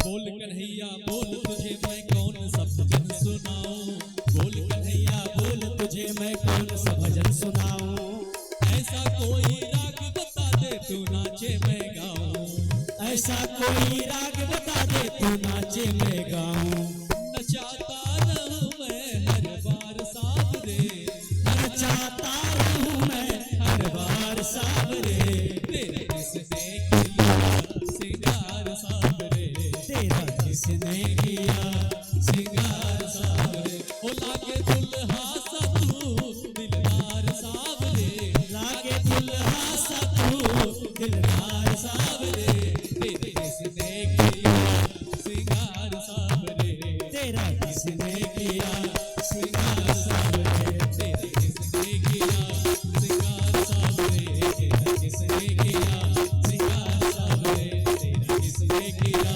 सिंगार सावरे।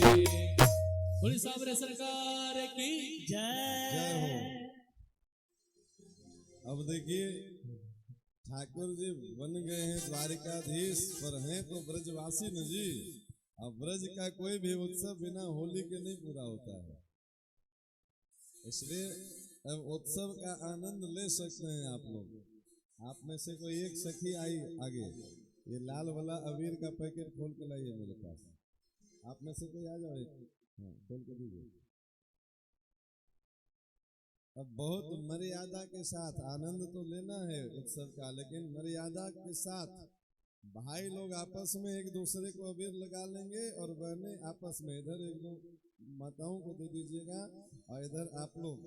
और आप चाहें तो खड़े होकर के भी आनंद ले सकते हैं उत्सव में, नृत्य का भी, ब्रज की होली।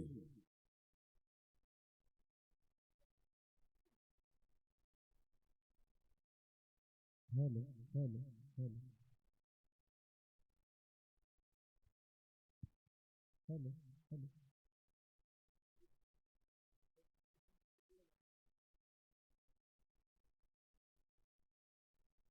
देखिए ठाकुर जी का प्रसाद अबीर आप सब तक जाएगा।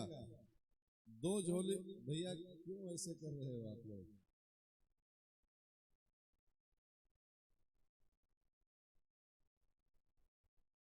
हाँ आराम से बैठे बैठे एक दूसरे को अबीर लगा दीजिए, और जब अबीर लग जाए तो आप खड़ा होकर के भी आप उत्सव का आनंद ले सकते हैं, नृत्य का आनंद भी ले सकते हैं। अब कोई मना नहीं है, लेकिन मर्यादा में, भाई अपने बाड़े में और बहनें अपने बाड़े में।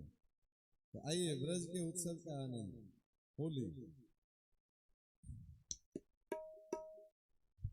सावरे सरकार की जय, भगवान की जय।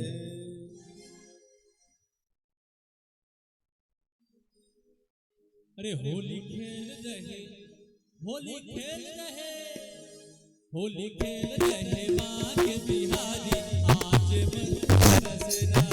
होली खेल रहे माँ के बिहारी, आज रंग बरस रहा। और झूम रही दुनिया सारी, और झूम रही दुनिया सारी, आज रंग बरस रहा।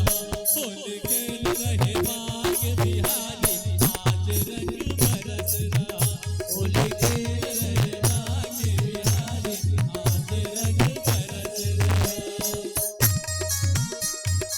होली है।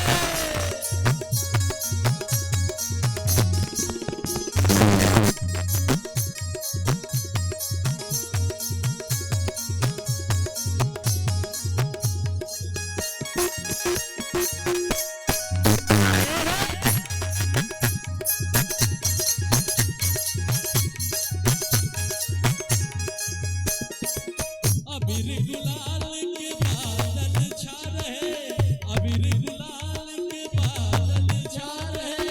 होली है शोर मचा रहे, होली है शोर मचा रहे। ओ झोली भर भर के, ओ झोली भर भर के, झोली भर भर गुलाल की बाली, आज रंग बरस रहा। होली खेल रहे माँ के बिहारी, आज रंग बरस रहा।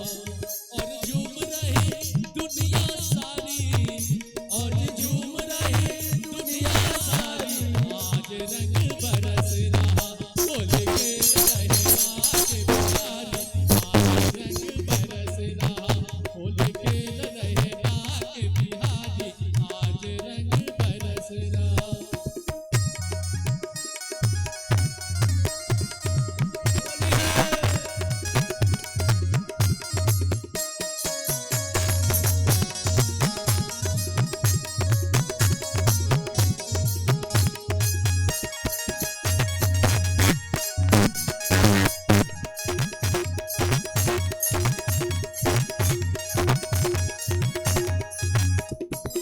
देख देख सखियन के मन हर साल है, देख देख सखियन के मन हर साल है। बाके बिहारी आज प्रेम बरसा रहे, बाके बिहारी आज प्रेम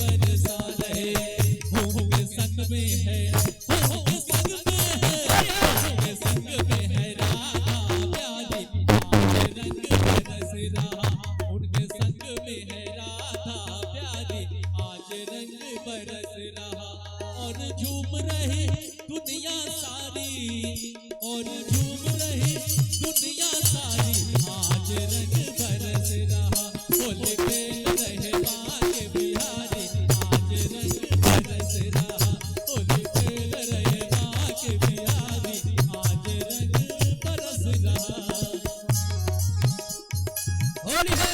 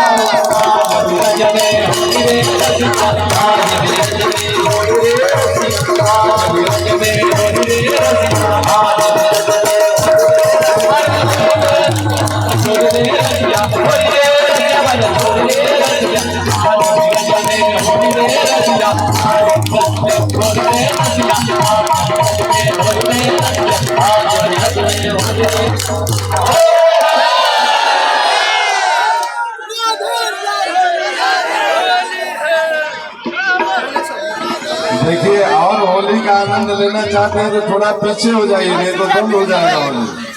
थोड़ा पीछे होइए, कैमरा का चौकी को खाली करिए आप लोग, उसमें कोई शर्त के खड़ा नहीं होंगे।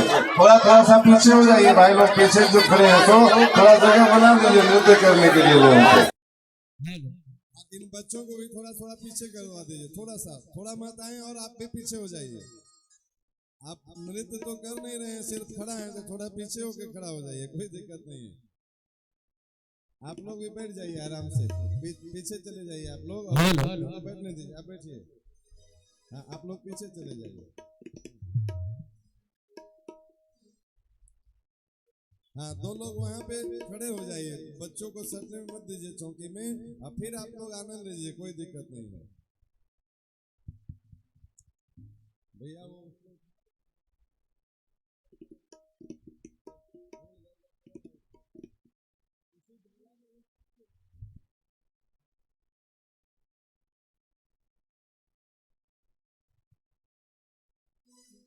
बोलिए वृंदावन बिहारी लाल की जय। चलिए होली का आनंद लेना है ना?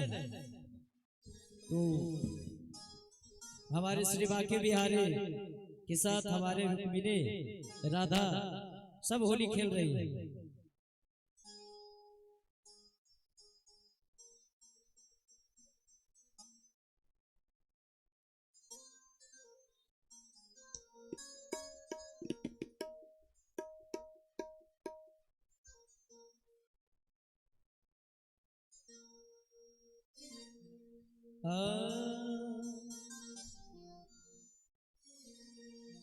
बोलिए श्री बांके बिहारी लाल की जय।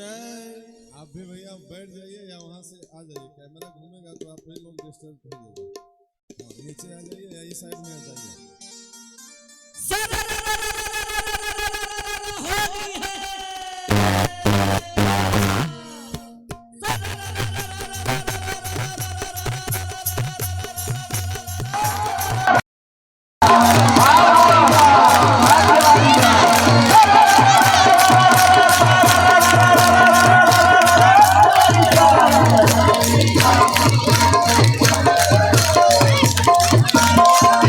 अरे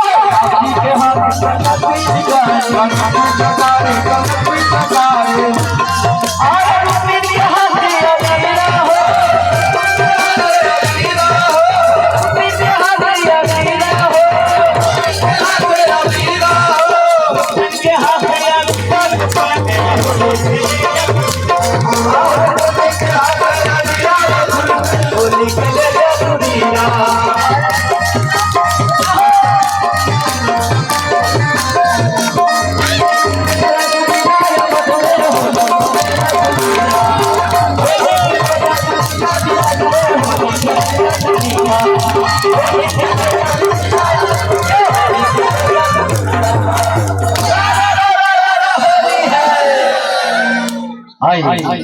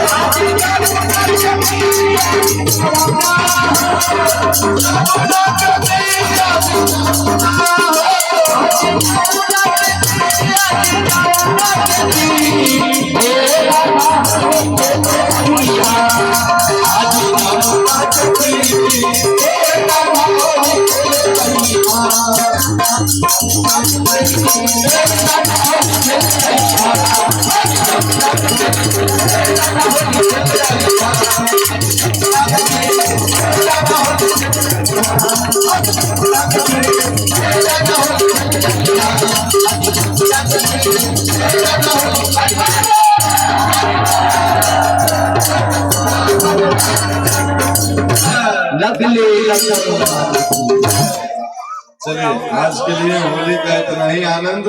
अब ठाकुर जी की आरती, आप लोग बैठ जाइए। कुछ भूख बनी रहनी चाहिए, ये अच्छी बात है कथा में।